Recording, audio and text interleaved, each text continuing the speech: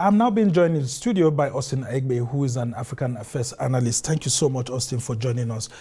Thank you so much. Yeah, talk to us about the last question I actually asked Paul here, about Macky Sall's plan to actually subtly have a third term through the back door. He's supposed to go in April, and these elections have now been shifted to December. So what now happens in between? What Macky Sall has done is not by the back door. It's actually from the front door. It got the yam, it's got the knife, it's using them appropriately. And if someone don't stop him, what he's actually doing, by December, you're going to see election will be postponed again. So right now, that you have the mandate to even postpone election and you are having parliamentary backing, you are actually creating an unnecessary tension in the country.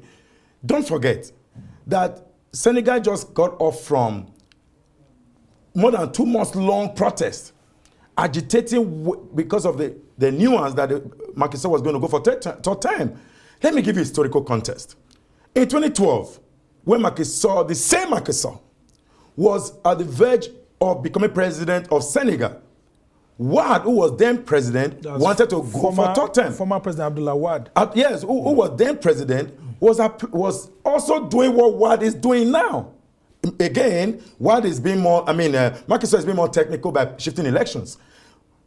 Wade wanted to go for third term. There was an uphill support from international community across the world. I remember in 2012, we were on Union Square, drumming support for the people of Senegal, young people using music to change the narrative. And the same Macky Sall benefited from that struggle. And when he assumed power, he said 7 years were too long. In fact, that's what pains me. We clapped for him. We hailed him. He said 7 years were too much. That why would you go for 7 years? It was okay for 5 years. He moved the motion, or he mobilized. They changed to the constitution from 7 to 5. Now, after the first 7 years, it was now to run the second 5 years because it's no longer 7 years. Yeah. He suddenly realized that 5 years was too short. But he didn't have the opportunity to change the constitution to then extend to 7 years and have a 14-year term. He changed it. And now he's supposed to be the first individual, one, to enjoy the benefit or the otherwise. But right now, the same individual who enjoyed the booty in 2012 is again creating an uneasy tension that we are back to 2012. Yeah, I mean, it's a terrible situation because when he engineered that constitutional amendment and all of that, I mean, everybody received it very well, saying that instead of 7 years, 5 was, very good. But talk to us about how this could actually threaten regional stability and what groups like ECOWAS could actually do in this instance.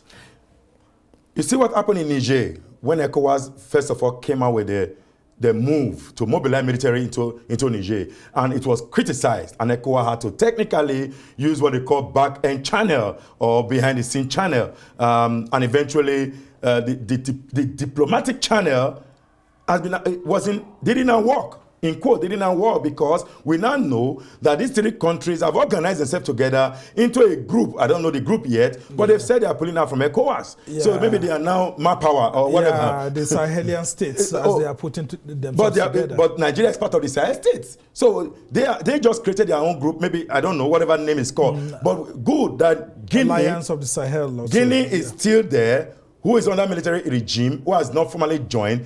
If Senegal deteriorates to the point that it is no longer able to be controlled by ECOWAS, the possibility is that the same Macky Sall, who used to be the AU chair at the highest level of Africa, may eventually want to pull away from ECOWAS in order to pretend to be like those in Mali, Burkina Faso, and Niger, and then take their route and start playing with them, organizing with them, and maybe cross carpet to the Wagner groups. Yeah, and before you know what's happening, it's actually called the Alliance of Sahel States. But talk to us now. Wouldn't this actually give room for elders to actually come? There's a group of West African elders and all of that have monitored elections, called leaders who want to go this route and address them. Shouldn't they be doing something? Must there be a military coup or something else in this country before there's an intervention? We are already in a coup in Senegal. This is a civilian coup.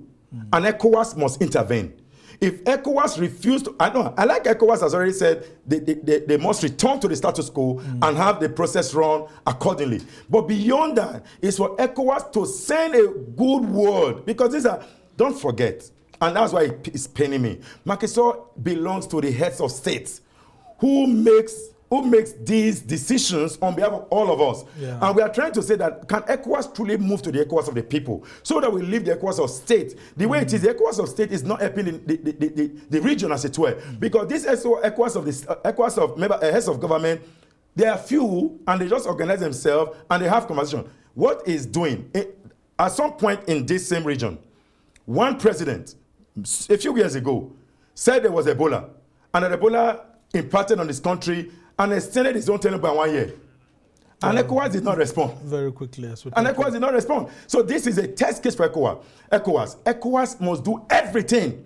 The same way Senegal protected Banjul, the Gambia. When Barrow was to be president.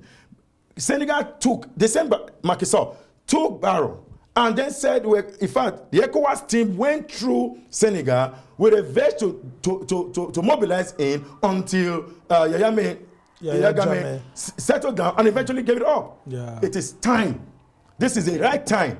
ECOWAS must tell their friend, a member of their caucus, that you don't go that route because you're sending a wrong message to the other communities. Well, President Bola Tinubu is actually the chairman of ECOWAS, and we hope he does the right thing. He should do the right thing. Yeah, we must thank you so much. Austin Aigbe is an African affairs analyst. We must thank you for helping us put these issues in the proper perspective. Thank you very much.